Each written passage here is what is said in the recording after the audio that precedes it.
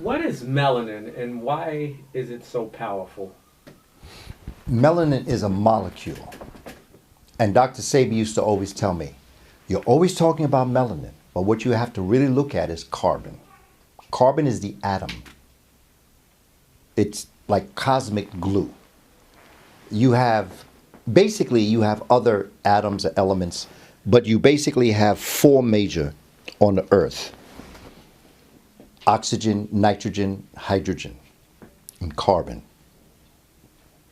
You can put no more than four together: nitrogen, hydrogen, oxygen. You could put part hydrogen, 2 parts of oxygen together, you have water. You can put 2 parts hydrogen, 2 parts oxygen together, and you have hydrogen peroxide.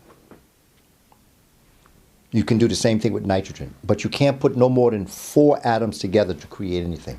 Once you introduce carbon, the black, once you introduce carbon, you create the millions and billions of molecules that exist.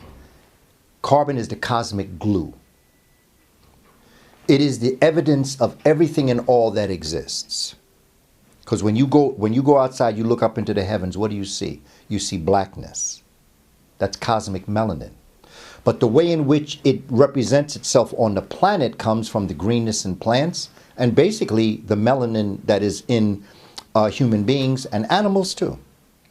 And so melanin is a molecule that becomes very important as it relates to life.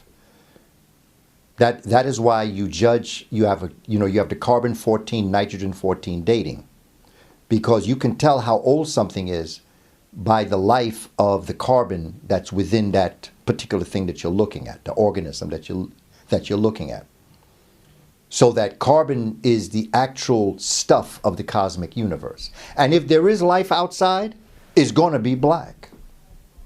So don't be bringing no Europeans down here as extraterrestrials, because they don't exist. When the spacemen come from outer space, they're going to be black or brown or melanated, because that's the stuff of the universe. Stars are known as nanodiamonds. Stars started off as dark matter being pushed in by dark energy, and is being pushed in, being pressured in. And when there is no more space inside of that teeny weeny nugget of blackness, it implodes. That becomes a star. Stars are crystallized blackness. When you're looking up in the heaven, blackness isn't in the stars. Stars came out of blackness. That's why people say erroneously that there's nothing faster than the speed of light. That's not true.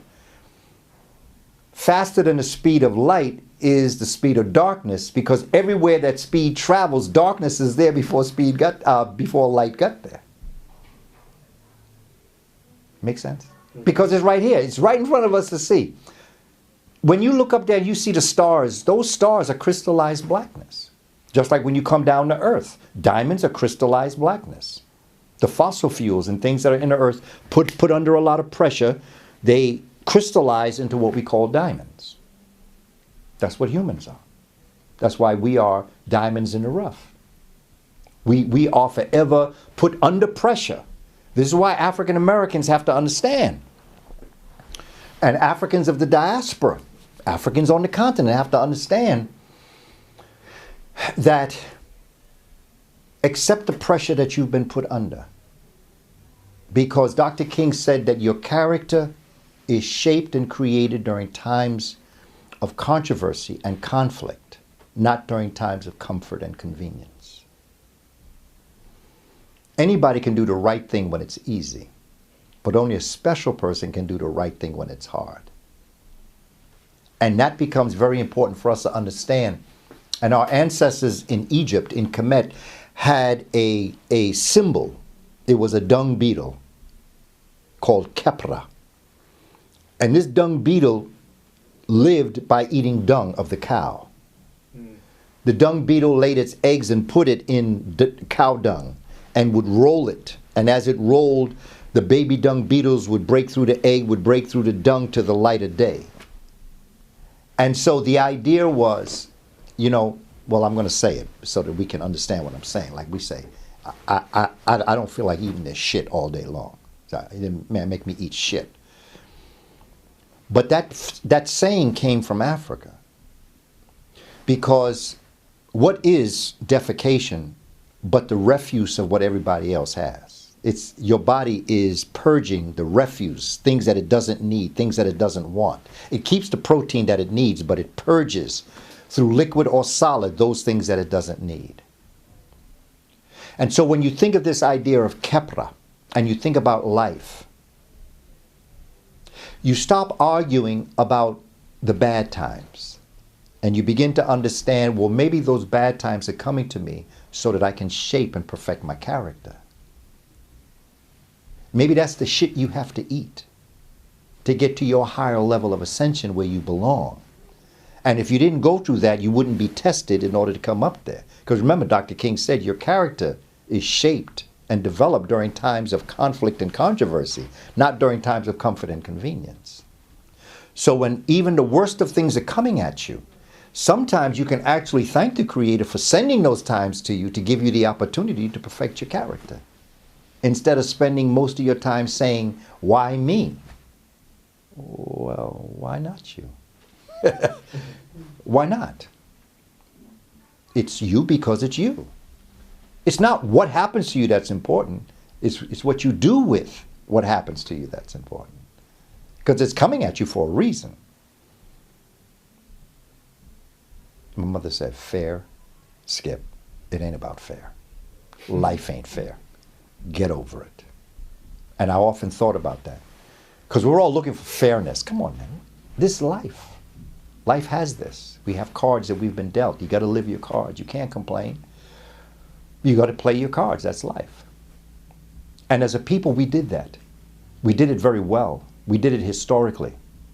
We have evidence of it constantly. And what the society realizes is that if black folk get themselves together, this is over for them. It's over. It's simply over for them. If we could get our children where they need to be.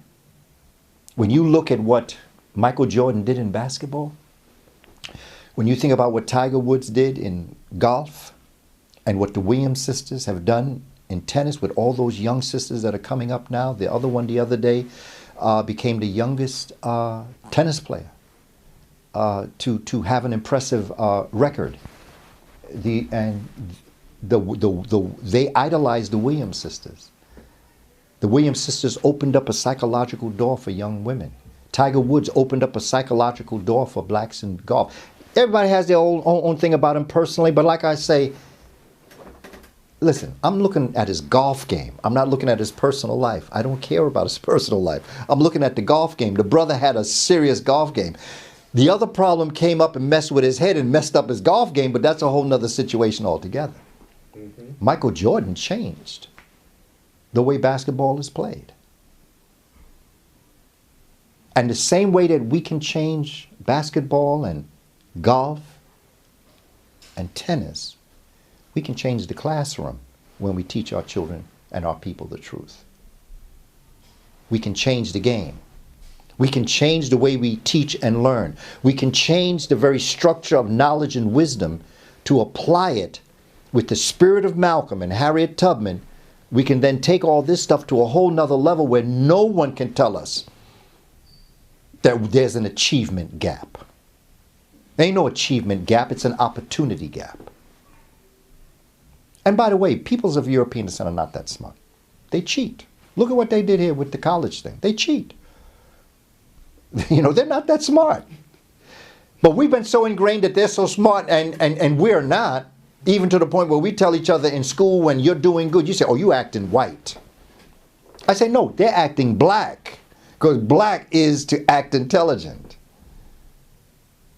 But see, we are so busy with what they've put on our head that we actually believe that. They're not that intelligent. I've been around enough of them to know. They're not really that intelligent at all. I'm not saying that there are some that are brilliant. I respect their intelligence and I've learned from them. I'm saying they are not who they pretend to be. That's what I'm trying to say. They're not all that. And you got to look inside yourself to decide, what are you going to do with your life? And if you're going to be a 9-to-5er, you want to be that log, I still love you, but I ain't got time for you. I'm a swimmer, and I got to get away. You may go where that wave is going to take you, but I'm going to use my body to get where I got to go. Okay, you want Popeye? Yes, Hotep family. I encourage you to look to Amazon for my new book. It's my second book, Spirituality Before Religions, and it explores spirituality before religions existed, and it goes from the very beginning of time, even before the beginning began, until what we're experiencing today. So I encourage you to go to Amazon and download Spirituality Before Religions.